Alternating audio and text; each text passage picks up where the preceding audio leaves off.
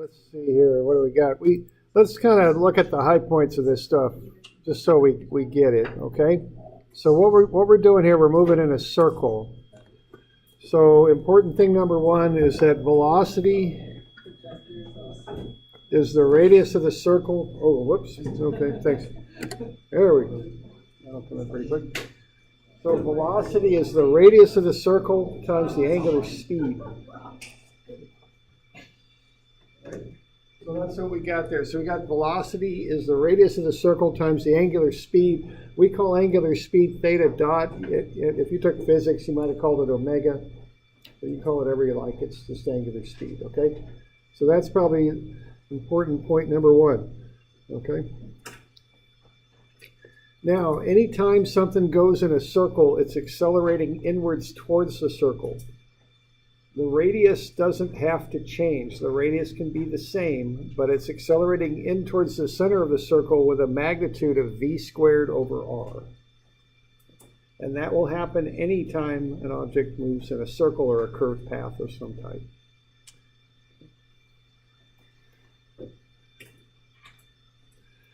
Now, one way to measure this is with normal tangential coordinates. They move with the object as the object travels. Normal axis in towards the center of the circle, tangential axis tangent to this curve. They're at right angles to one another.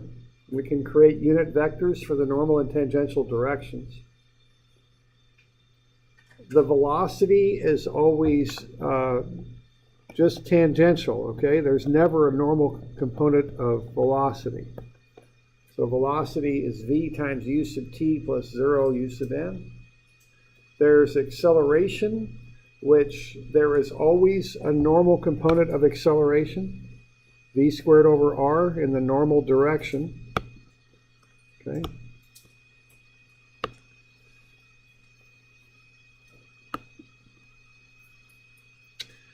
There may or may not be a tangential component of velocity. If you're driving in a car and you're pushing the accelerator and going faster, or pushing the brake and going slower, there will be a tangential component of acceleration.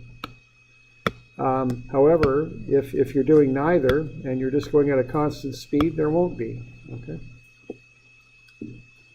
So acceleration would be v squared over r times u sub n plus v dot, or dv dt you might call it, the change in velocity with respect to time, times u sub t. All right.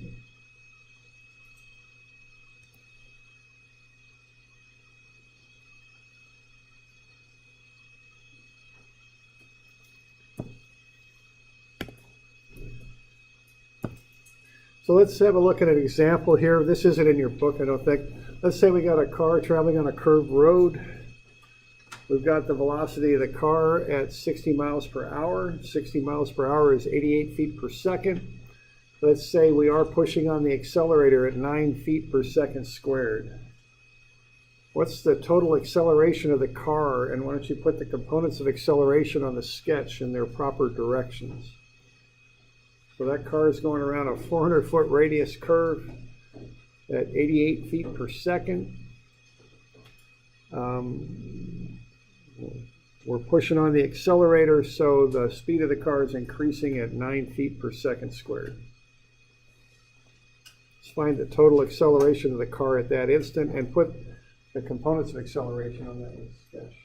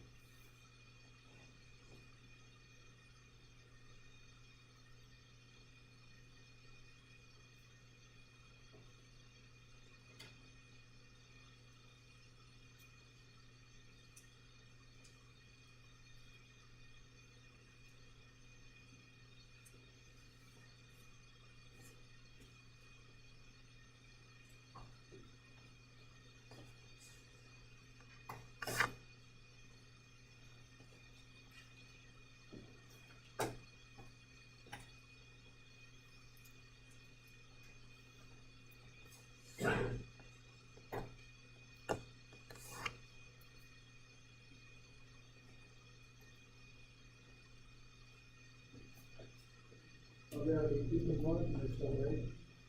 And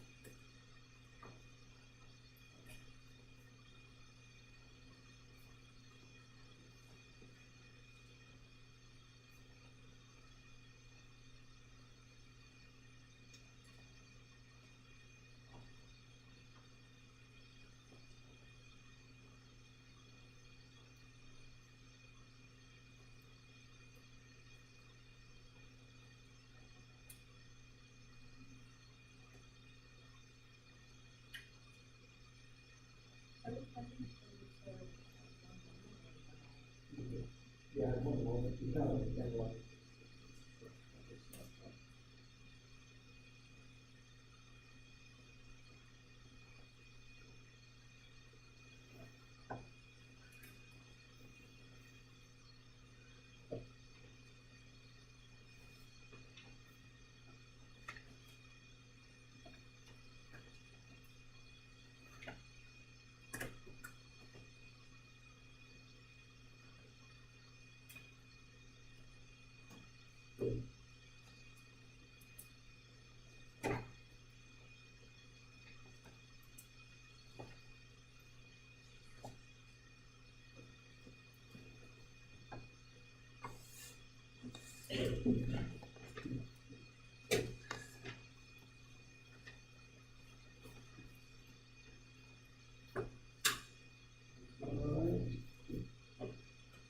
To the normal acceleration, right? Put that on there.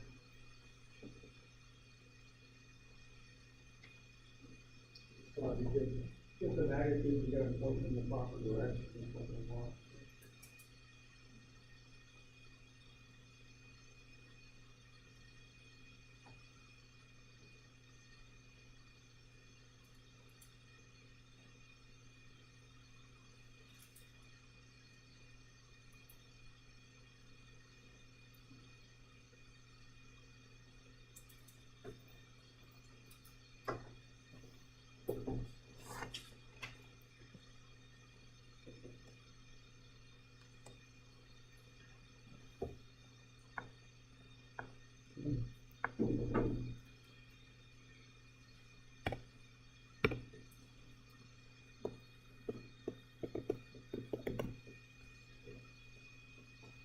What we got for tangential acceleration? 9, right? How about normal?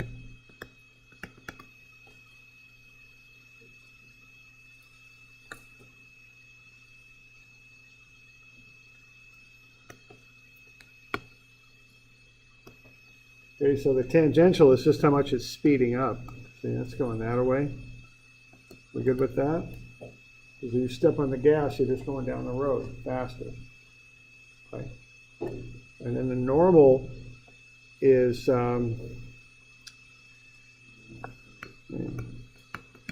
normal's inward. You just take the velocity and you square it, you divide it by the radius. Okay. The normal acts in towards the center. Okay. So that's how they're oriented, and I just want to get that idea across. Okay. I mean, what do they do to roads when they go around corners like highways? They bank them to help push you in towards the center, because you need something to do that. You also, if they don't, sometimes you feel yourself sliding up the seat. Sometimes if someone's going too fast, right? These are all indications of acceleration. Yeah. Yeah, I screwed up. Thanks. My bad. Yeah, I got a typo here. There we go. There. Okay. So it's 19.4 and then 9. If you want the total acceleration, it'd be the square root of sum of the squares, 21.3. Okay. But the main idea to get across here is there are two components of acceleration. There's normal and then there's tangential. Okay, the normal always occurs. It's in towards the center. And I can just think of all these different examples. So if something goes on a curve, you've got to make it do it. You've got to push on it or pull on it or bank a road or do something or have friction.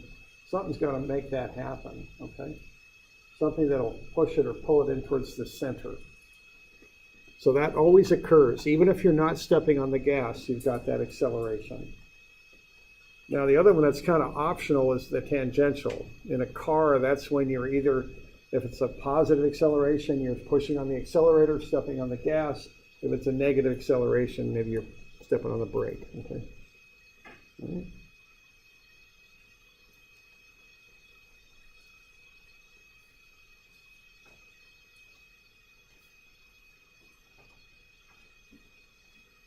So we're good with that? You have any questions on that business?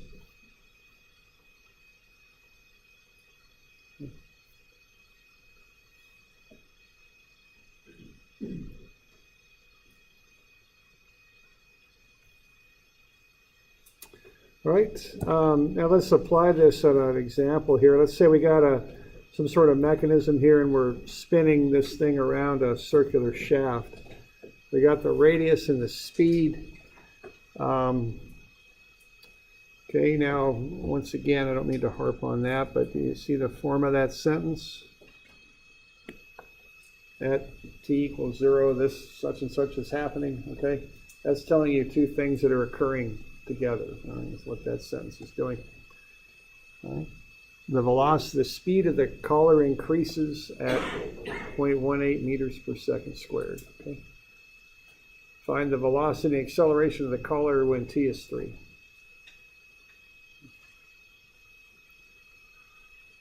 All right, so the speed of the collar increases at 0.18 t meters per second squared. Why don't you translate that into a dynamics expression? We're going to take that and translate it from English into dynamics. What's it going to look like?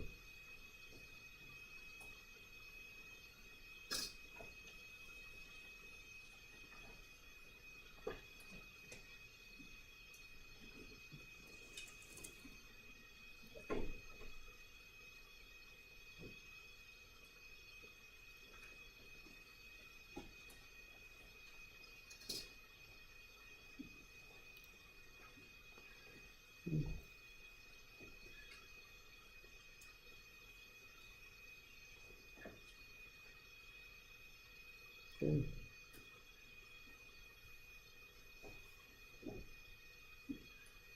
So a sub t is 0.18 t. Is that what you got?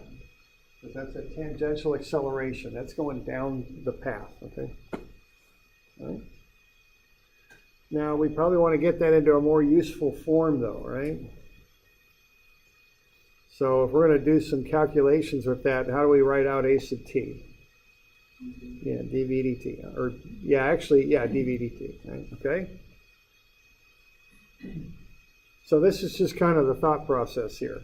I read that sentence, the speed of the collar increases. I'm changing the speed. That's an acceleration is what that is at 0.18 t. So that got me the a sub t is 0.18 t. Okay? Then I want to get a sub t changed into dv dt. And my goal here is to get a velocity. See, so I'm going to split the differentials and do the whole integration stuff, okay? So this is the sequence of thought that I have when I'm looking at this thing. Okay, so to find the velocity, I'm going to split the differentials there.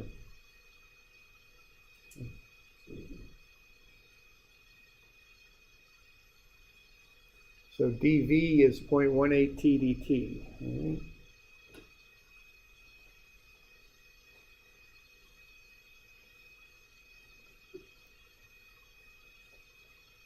Now I'll integrate it, okay?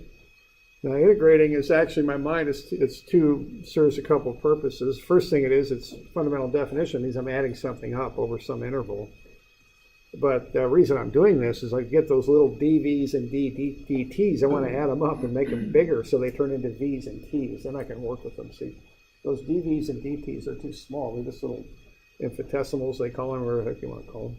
They're too little. I can't do much with them. I got to make them bigger. And the way I do it is I add them up over an interval with an integral. Okay. So now whenever we put the limits in there, just for practice, okay, what are the limits on that interval?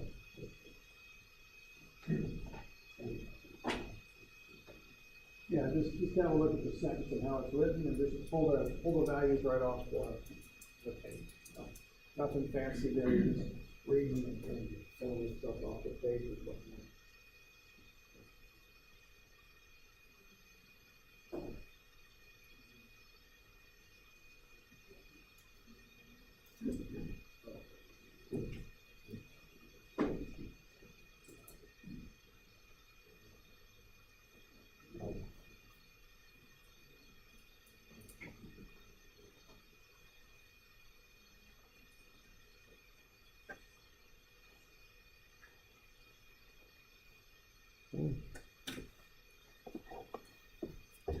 And see, there's the sentence where this thing's listed. At t equals 0, the color has the velocity shown. See, that's a very common way of writing that sentence out, okay?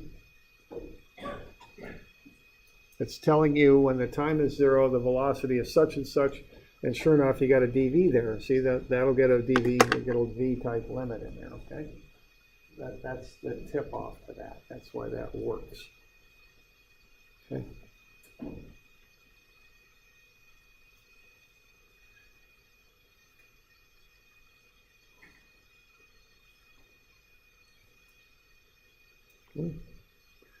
So when the time is 0, the velocity is over there on the right. It's 0.6.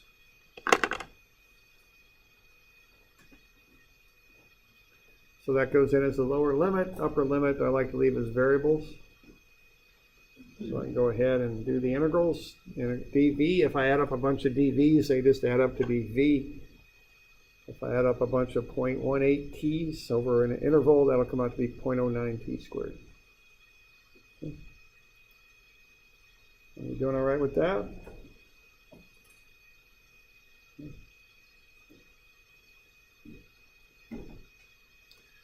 And then we just go ahead and work through that. So we'll get what? V minus 0.6 is 0.09 t squared. So V is 0.09 t squared plus 0.6. You know, the physical significance of that is you didn't start with a velocity of 0. You started with a velocity of 0.6. So you got to add that in. So you can't just ignore that. That's why we account for that. And then we want to know what's going on when t is 3. When t is 3, the velocity, we plug in 3. We get the velocity of 1.41 meters per second. So 3 seconds after this initial condition, we're up to 1.41 meters per second. Okay.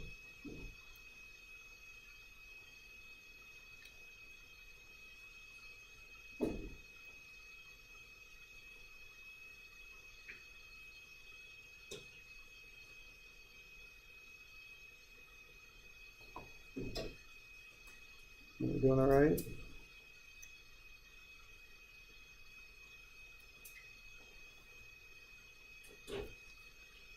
All right, so that gets us to 1.41. Okay, now that's the velocity, but we also want to find the acceleration. Okay. So to get the acceleration, what are we going to do? We're going to take the velocity squared over r. That'll get us the normal acceleration, and that's 2.65. But we also want to realize our speed's increasing too. A sub t is 0.18 t. That's the tangential. So I want to put t as 3 in there and get a sub t. So I'm going to have two components of acceleration, just like we looked at with that car on a road. You know, I don't know where this thing is at this particular time, but you know, if it's wherever the heck it is, if it's over here, it's got two components of acceleration. Okay, it's going that way and it's doing that. Okay, and it's going inward at 2.65 meters per second squared, and it's going tangentially at 0.54 meters per second squared. So the net acceleration is just like any vector. You just do a vector addition. Square root of sum of the squares will get you the total. It's 2.71. Okay.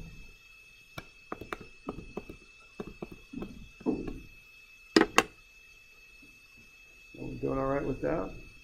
Okay. So in your mind, we just want to get a clear distinction between tangential acceleration, which is a change in speed as you're going around a curve. That's in the tangential direction. And then normal acceleration, which really doesn't infer a change in speed. It's just a change in direction of the velocity is really what it is. Okay.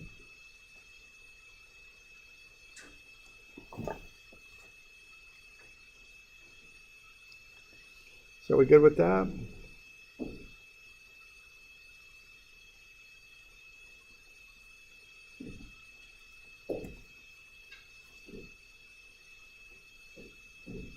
Okay. All right, and that's one way to look at curvilinear motion. So we got two ways now. We can do XY coordinates, which have pretty limited uses. You know, they work for trajectories, and they work if you got a path somehow described with XY coordinates. And now we got another coordinate system, which is normal tangential, okay? And that works pretty well for circular type motion, okay?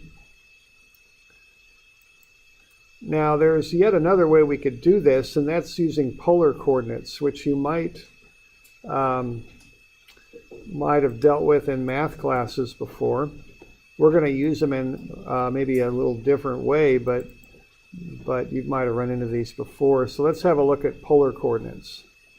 Now they have some similarities to normal tangential coordinates, but they're not the same. They're different, okay? Normal tangential coordinates move with the particle, okay? But polar coordinates don't. They stay. What polar coordinates do is they stay with at a given origin as the particle moves around it. So that can be a pretty significant difference when you're working with these things.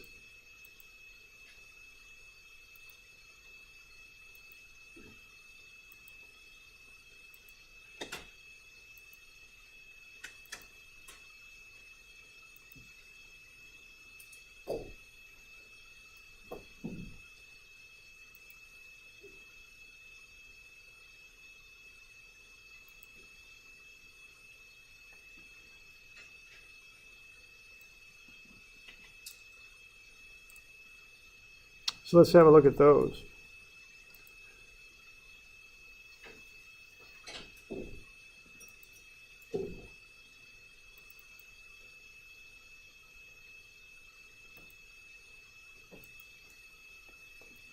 Now these are a little simpler than normal tangential in that you don't have a moving origin of your coordinate system. That can make things kind of complicated when you got that. But the price you pay for it is you get more terms on your expressions. Okay, so you know you kind of pick a coordinate system that's going to work for whatever you're trying to do. Now, if you've had some trig and such, you probably had these before. The way you specify a position is with an angle theta and a distance out from the origin r. It's called polar coordinates. Okay.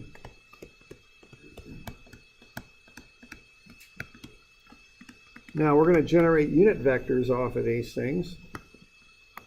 So we're going to have u sub r, that's a unit vector, a vector with a length of 1 that points in the radial direction as it's called, and then u sub theta, which is a transverse unit vector.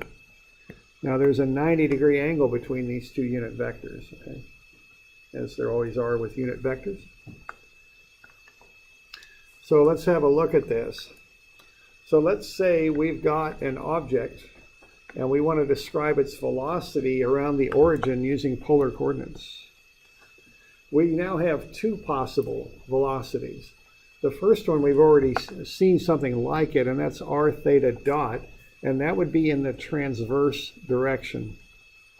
Okay, so if I just have a weight and I'm just rotating it, the r would be the length of the string and theta dot would be the angular speed of the string.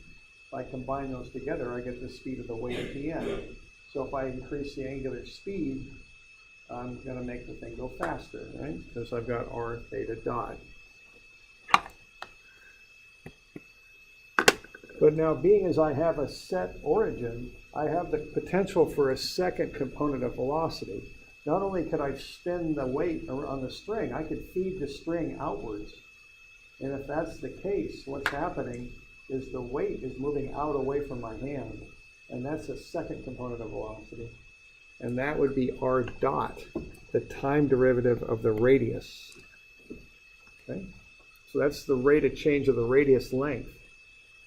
So now I have two components, or two potential components of velocity. R dot, which would be a lengthening of the radius or a shortening of the radius if it's negative, and r theta dot, which we've seen before. That's just the radius times the angular velocity.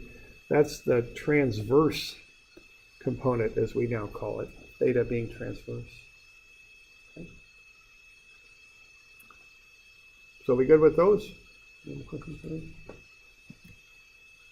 Now, the acceleration gets lots of components. There's two components with two terms each. So let's kind of take these one at a time. And here's the formula. You know, that's one thing. But I want you to have kind of a feel for what the terms mean. Okay? So let's look at the radial component. That's in and out towards the center of the curve. So the radial component could do that, either direction. Now what that is r dot dot, okay? Now what r dot dot is the second time derivative of the length of the radius. So that means you're feeding the radius out at an increasing rate if it's positive, or pulling it in at an increasing rate if it's negative. You know, so if I'm pulling it in, but I'm doing it faster and faster, it's like that's going like that, okay? It's working its way in towards the center. So r dot dot might be best expressed as the acceleration of the radius. It's lengthening or shortening at a changing rate. Okay?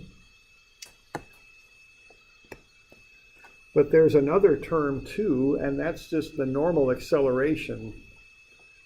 All right, so if I just start off with v squared over r, okay, now what v is r theta dot, right? So if I square that, that would be r squared over times theta dot squared, v squared, okay? If I divide that by r, I get r theta dot squared. That's the same thing as the normal acceleration. It's just expressed with slightly different units. And you know, I noticed something up here. See, that's got a negative sign right in the formula, doesn't it? Because that normal acceleration, r theta dot squared, or v squared over r, whatever you want to call it, goes inwards towards the center, which is negative. That's going this way. So that's why there's a negative sign on that. Okay.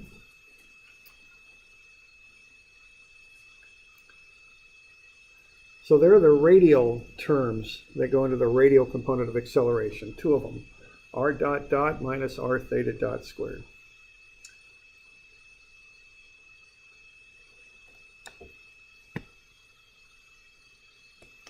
Now the transverse, again, has two components. One of them is r theta dot dot. Okay, now what theta dot dot is angular acceleration. It's the second time derivative of the angle.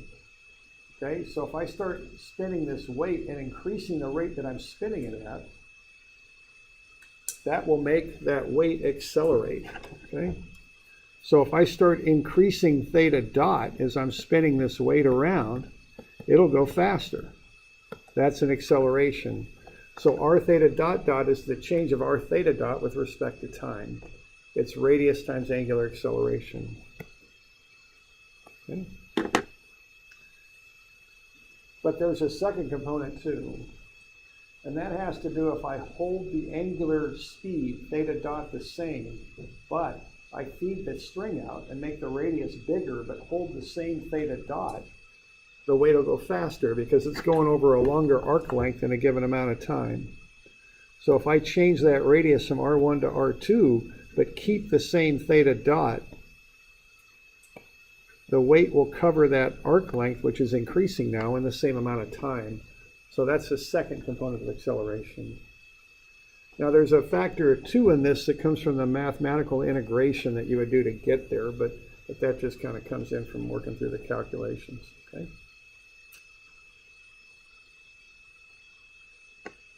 So what we've got now for A are two components, radial in and out towards the center, and transverse, which is perpendicular to the radial. And for each component, I've got two terms in there. Okay. So lots of stuff in that one. See, you gain simplicity by having one fixed origin. But so it's a little simpler than those normal tangential coordinates in that respect, but the price you pay for that is you pick up more terms to explain the motion. So, okay. So you could use either method. Sometimes it's just a matter of which one is going to be simpler. I find that this method works quite well if you have spiral motion and non-circular types of motion. You can describe it a little bit more readily with this coordinate system. Okay. So those are the terms. The equation, that's on your formula sheet, of course. All right, let's have a look at this on page 220.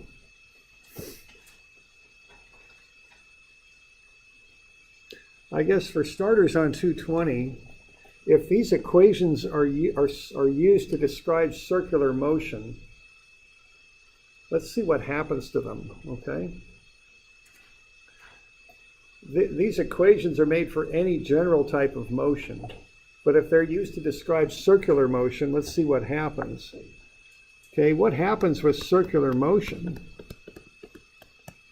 is the radius doesn't change. See, for a circle, the radius stays constant.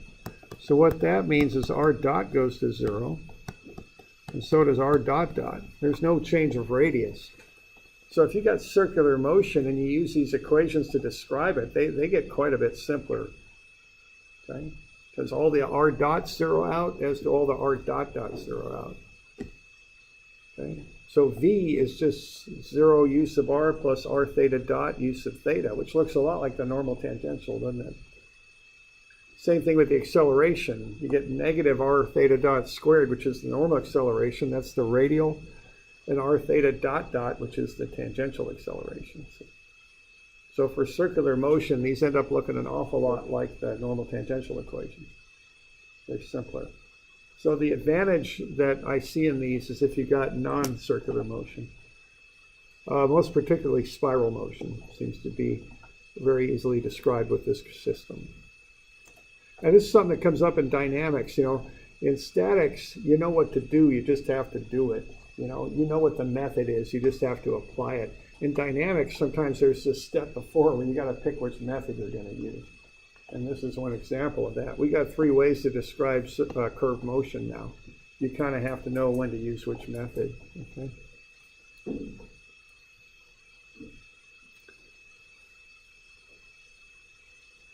All right, so just a little note there. When you've got circular motion, the polar and the normal tangential coordinate systems line up with each other. They're quite similar, okay? Very similar systems for when you're dealing with circular motion.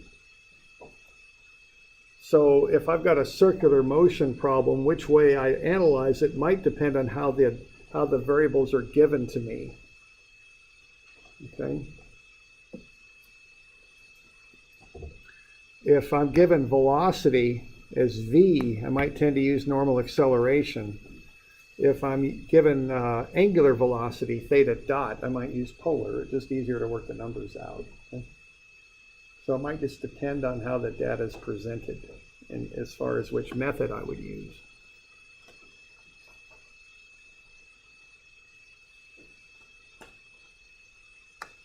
Now, one thing that I know polar does work well with is spiral motion.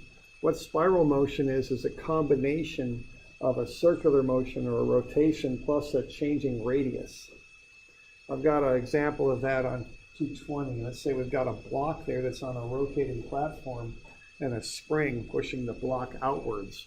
When you combine those two motions, you get a spiral shape. Okay?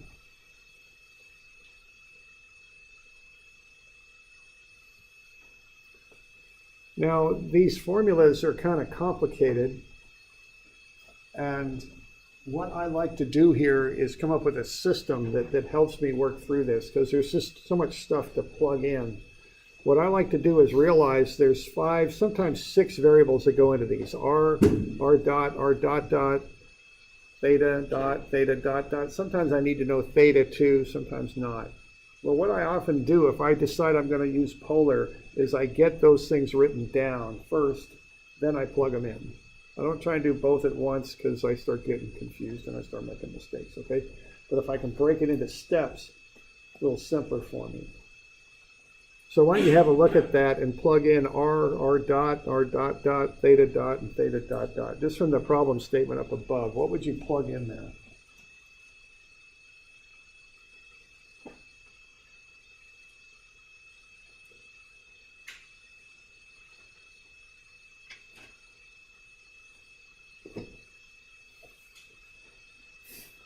So just read through that.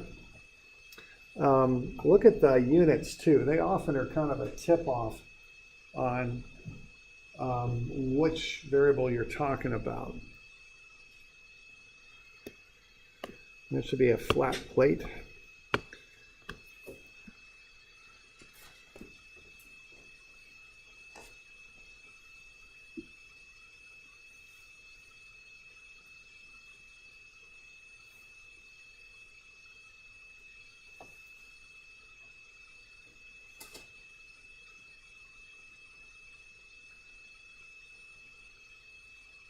That thing's just rotating, and we have the angular velocity, at the rate at which it's slowing down.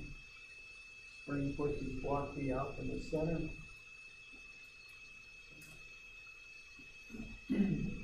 So hopefully from that paragraph we can just translate that in and fill in that little table down below. And figure out what R is, what R dot is, what dot dot, theta dot, theta dot.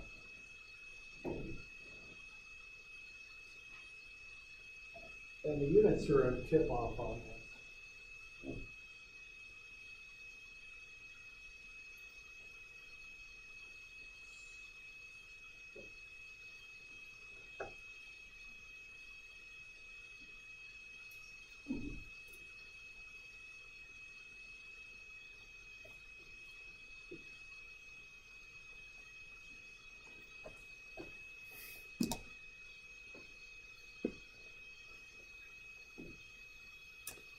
So when I'm doing these polar ones, this will be step 1, is to get this thing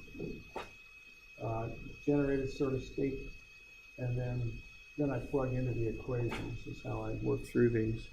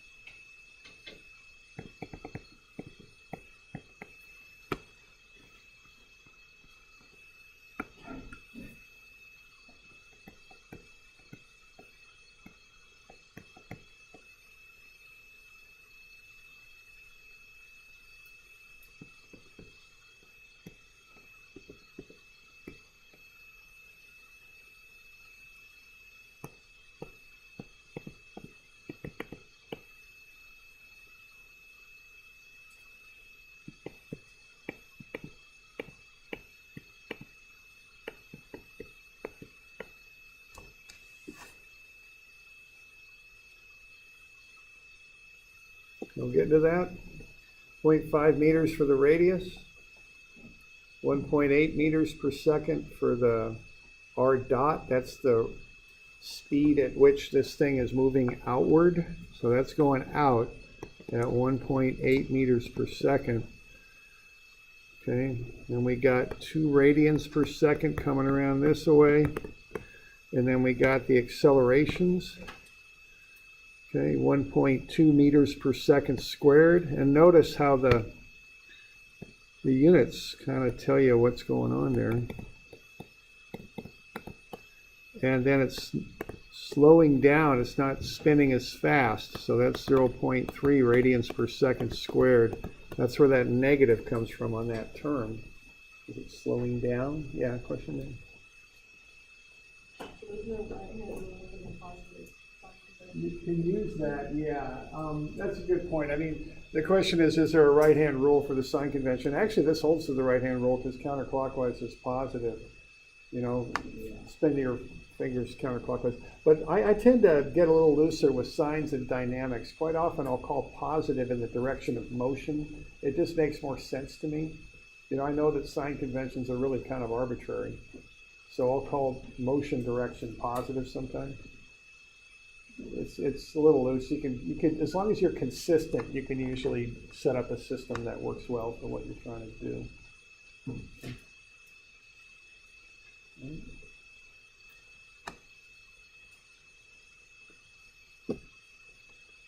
All right, and then if I want to find the velocity and acceleration, I just plug everything in and go through all the calculations. But I make it a two-step process. Once I decide I'm going to go polar, then I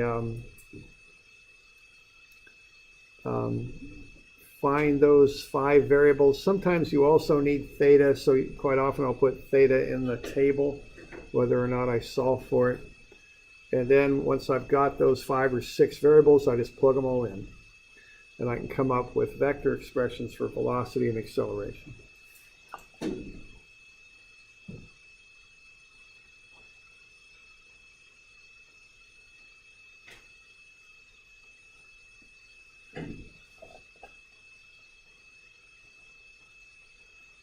Yeah, question there. So if we're solving a problem that has a non-constant radius, the r that we plug in will be the radius at the initial moment, right? Right. So if you're given something that like stretches over time, you would have to go backwards to solve for the length, for like the initial length of the radius. You might have to, yeah. I mean, generally in this class, with the tools we have, we take a snapshot and analyze at a given time. It might be the time you've shown, it might be like 3 seconds later or something, depending on how the problem's working. But we take out an instant, take a picture, and analyze that picture. To do more than that, to do a simulation, better to have a computer, you know, to be able to program what's happening, you know, over time. Or, you know, really what you do, you take a bunch of little snapshots, lots of them, and combine them together to build stuff. So you just kind of assume that the picture was the initial time. Yeah. So that's just like the section of the video. Yeah, you're given that, and there's no real mention of time changing or any of the stuff changing. So we just go with that, what's happening like that. All right, so that's kind of the deal. We'll cover a bit more of this next time. We're going to give you a couple more of these to do. Actually, let's see, what do we got here? Oh, we've got a few weeks to do. Okay, so 132, that's a good one. 134, that one has part 1 and part 2. Well, this will be due Friday. You might consider using a spreadsheet or MATLAB or Scilab or something on part 2 of this one. Normally what I do on this one is I call down positive. I start getting into multiple negatives when I don't, and it gets a little bit trickier that way. So I find it easier on 134 to call down positive. It just worked out better for me. And then 141 and 142. And these will be due Friday, which I think is the 12th. And we'll go over that on Wednesday if you have questions on it.